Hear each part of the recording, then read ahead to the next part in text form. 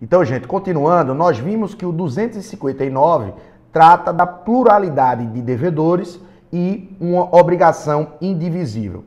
O 260 trata de obrigação indivisível, mas de pluralidade de credores. E lembrando, todas as vezes que nós estivermos tratando dessas presunções aqui nas divisibilidades e na solidariedade, são presunções relativas, ou seja, iuris tanto, elas podem ser alteradas em razão da vontade das partes, tá? Então, 260. Se a pluralidade for dos credores, poderá cada um destes exigir a dívida inteira, mas, isso a gente já tinha visto, nós já vimos que na pluralidade de credores, que é uma solidariedade ativa, e aqui, no caso, é de obrigação indivisível. Cada um deles poderá exigir a dívida inteira. Então, se eu tenho 2 ou 3 credores solidários contra um devedor, cada um desses credores poderá individualmente solicitar o pagamento ou cobrar o pagamento da dívida inteira, tá? Isso a gente já viu em solidariedade ativa. Continuando, 260. Mas o devedor ou devedores se desobrigarão pagando, ou seja, se nós temos vários credores, a parte final do 260 com os dois incisos quer estabelecer de que forma o devedor se exonera, de que forma o devedor cumpre aquela obrigação, né? Porque se nós temos 2 credores, 3, 4 credores e um devedor, o devedor vai pagar a quem? Paga um só, paga todos, é isso que o artigo está querendo dizer nessa parte final.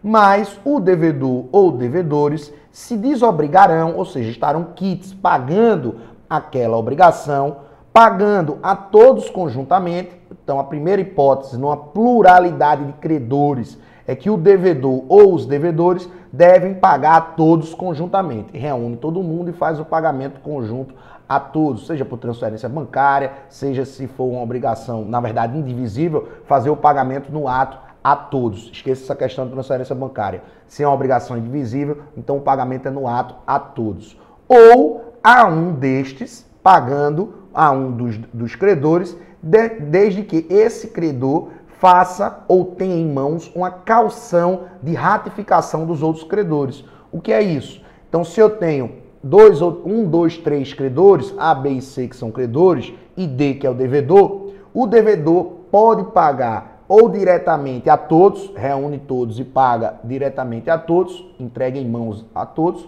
ou paga a A, ou a B ou a C individualmente, desde que esse credor que receba tenha um documento chamado caução de ratificação, onde os outros credores dão a anuência para que aquele credor possa receber aquele bem indivisível de forma sozinha, tá? Então, de que forma o devedor ou os devedores se exoneram de uma obrigação indivisível quando há mais de um credor? Ou eles pagam aos credores conjuntamente, ou paga a um dos credores, desde que esse credor tenha uma caução de ratificação, que é um documento determinando que os outros credores concordam em ele receber aquele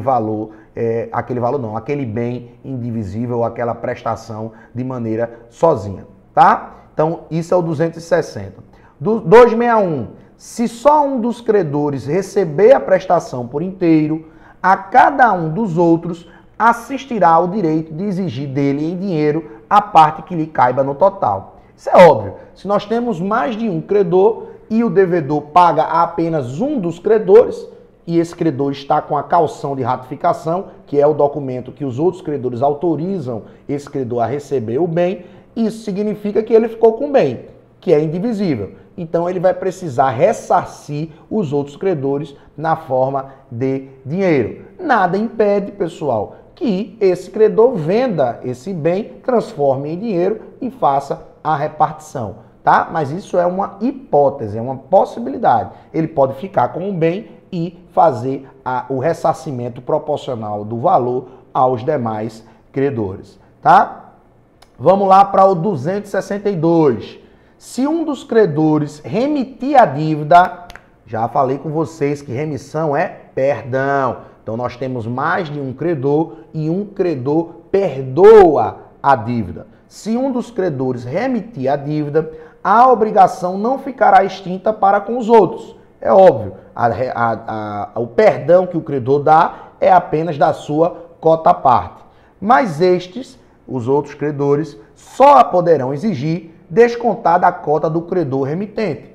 Isso é óbvio. Se eu tenho 4 credores, eles são solidários, um dos credores perdoa a dívida. Ele não pode perdoar a dívida toda. Ele perdoa a cota à parte ideal dele, a dívida continua existindo, diminuída, retirada a cota que ele perdoou. Todos os outros credores poderão cobrar do devedor o valor da dívida menos o valor dito do perdão que um dos credores deu. É isso que está dizendo o 262. O parágrafo único traz para nós o mesmo critério se observará no caso de transação, novação, compensação ou confusão. Nós vamos estudar mais à frente, nas hipóteses de extinção das obrigações, o que é cada um desses elementos, o que é cada um desses conceitos. Então, o que é que o parágrafo único está dizendo? Está dizendo que se o devedor remitir a dívida, ou, na verdade, se ele transacionar com aquela dívida, se ele inovar na dívida, se houver uma compensação ou se houver uma confusão, terá o mesmo efeito de como se fosse o perdão.